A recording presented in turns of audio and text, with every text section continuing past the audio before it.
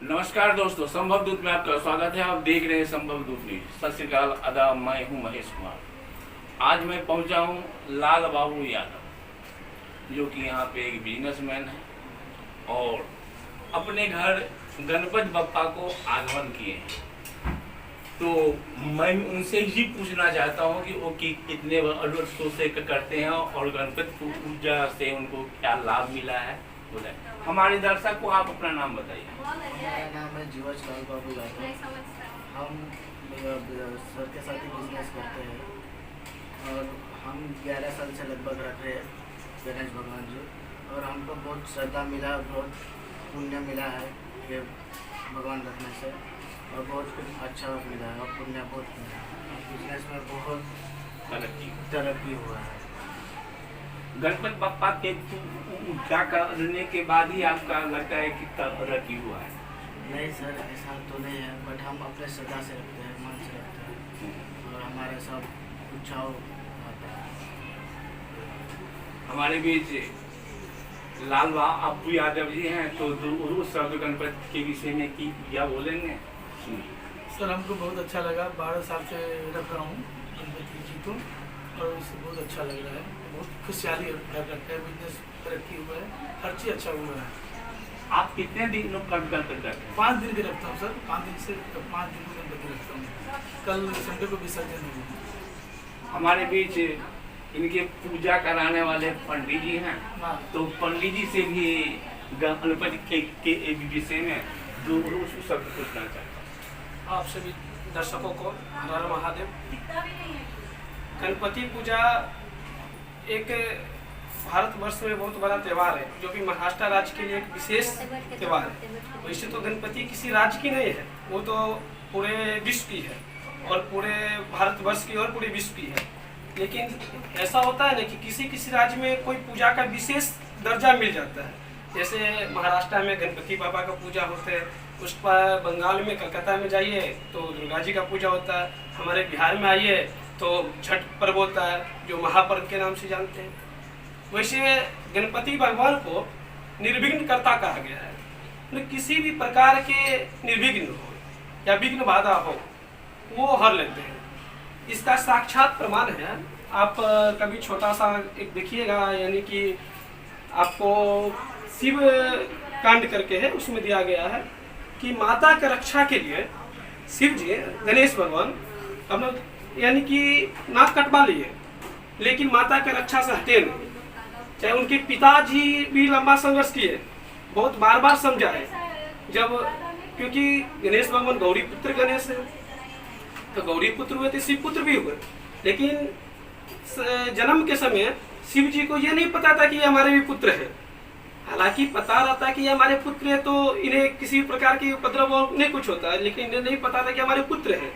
तो गौरी पुत्र गणेश, माँ गौरी जब अपना स्नान कक्ष में स्नान कर रही थी, तो अपने रक्षा के लिए अपने पुत्र को हाथ में दंड दे दिए थे कि हमारी जो स्नान गृह है उसे आप अंदर किसी को भी नहीं आने दीजिएगा। उस समय भी जैसे अभी इस समय कुछ होते हैं शत्रु वगैरह, तो उस समय भी दानव राक्षस होते थे, जैसे देवता होते थे उस प्रकार राक्षस भी वगैरह होते थे। तो अपने स्नान गृह की रक्षा के लिए माँ गौरी अपने पुत्र को हाथ में दंड दे दिए थे कि आप किसी को अंदर नहीं आने दीजिएगा। तो वो अपनी माँ की इतनी अच्छे पालन, आज्ञा का पालन करता हुए वो किसी को अंदर आने से मना कर दिया, मतलब किसी को अंदर आने नहीं दिया। हालांकि पहले महादेव तो अपने दूत को भेजे कि कौन है ऐसा बालक जो अंदर जाने से रोक रहा है, मना कर रहा है। अपने दूत नंदी को भेजे, बहुत सारे सूर असुर भूत प्रेत पिशाच, महादेव को तो हजारों हजार सेवक है, तो हर किसी को भेजे। लेकिन वो तो गणेश जी अपनी माँ की आज्ञा के पालन में डटे हुए थे। अंत में नंदी भगवान जो थे उन्हें आज्ञा भी दी है कि आप नहीं हटिएगा तो फिर शिव जी कुपित हो जाएंगे। तो अंत गणेश जी बोलते ठीक है, जो हो जाए देखा जाएगा, लेकिन मैं इस जगह से नहीं हटूंगा, क्योंकि मैं अपनी माँ की बात के कर्तव्य का पालन कर रहा हूँ, चाहे जो भी हो जाए। तो अंत में नंदी गए, शिव जी को बोले कैलाश पे, हे प्रभु वो कोई असामान्य बालक नहीं है, हम लोग इतना वो युद्ध करने के लिए भी तैयार है लेकिन हटने के लिए तैयार नहीं है। अंत में महादेव बोले चलो हम देखते हैं कौन सा बालक है। महादेव भी आए, पहले भगवान शिव भोले शंकर प्रेम से समझाए हट जाइए, वो हमारे पत्नी है। तो यहाँ इतना तक प्रश्न हो गया कि आपकी पत्नी है, मैं कैसे मानूं कि आपकी पत्नी है? क्योंकि वो तो गौरी पुत्र गणेश थे, वो तो शिव जी को अभी तक जान नहीं रहे थे कि वो हमारे पिताजी हैं। तो बहुत सारा हट करने के बाद बोले हम युद्ध करने के लिए तैयार हूँ, लेकिन मैं हटने को तैयार नहीं हूँ। महादेव को बहुत सारा समझाने, बहुत बात यानी बहुत बारंबार समझाने के बाद भी ये हटने को तैयार नहीं हुए। अंत में हार करके महादेव को त्रिशूल चलाना पड़ा। उसी त्रिशूल से उनको नाक का वेदन हो गया, नाक कट गया। ये कटने के बाद राक्षस जैसे ही गिरे, माँ माँ करके चिल्लाए। गौरी अपने सखी के साथ स्नान कर रहे थे, उसी समय वो अपना स्नान के कार्य पूरा करके तुरंत बाहर निकले। उस पर माँ गौरी इतनी विकराल रूप में आ गए, यानी कि भगवती सब एक ही है, कभी काली रूप में देख रहे हैं, कभी दुर्गा रूप में देख रहे हैं, कभी गौरी रूप में सब एक ही है। तो माँ का इतना विकराल रूप में आ गए कि पूरा धरती डगमगाने लगा। पर अब क्या होगा, क्योंकि वो तो अपना माँ का पालन कर रहा था। तो अंत में महादेव समझा है, लेकिन जब भगवती कुपित हो गए तो किसी को मानने को बात नहीं, किसी की बात समझने के लिए अपने आप को तैयार नहीं थे। तो अंत में जाकर के प्रश्न रखा गया कि आखिर फिर आप शांत कैसे होइएगा।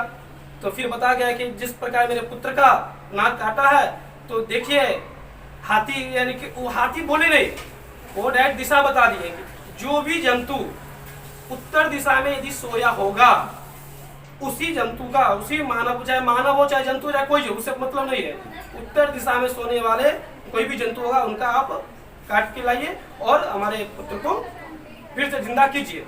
वो तो शिव, उनका तो लीला कोई अपरंपार है, ऑर्डरदानी है। वो ऐसा आदेश दिए गए, एक हाथी पड़ा हुआ था, उसे काट के लाया गया और सूर्य को भगवान के डाल करके फिर अपनी शक्ति से महादेव उन्हें जिंदा किए। उस दिन फिर पता चला कि ये हमारे पिताजी और ये हमारे माता जी है, इसीलिए उन्हें निर्विघ्न करता, विघ्नहर्ता, मंगल मूर्ति सबके नामों से जाना जाता है। वो हमेशा मंगल ही मंगल करते हैं। अपना जैसे माता के मंगल के लिए अपना मंगल कर लिए, लेकिन माता का मंगल हटने नहीं दिया। तो ठीक उसी प्रकार अपने भक्तजनों को भी मंगल ही मंगल करते हैं। धन्यवाद। देखे कि पंडित जी ने हमारे प्रश्नों का जवाब और गणपति जी की विधि से बताया। आज के लिए बस इतना ही। देखते रहिए हमारा संबोध न्यूज़।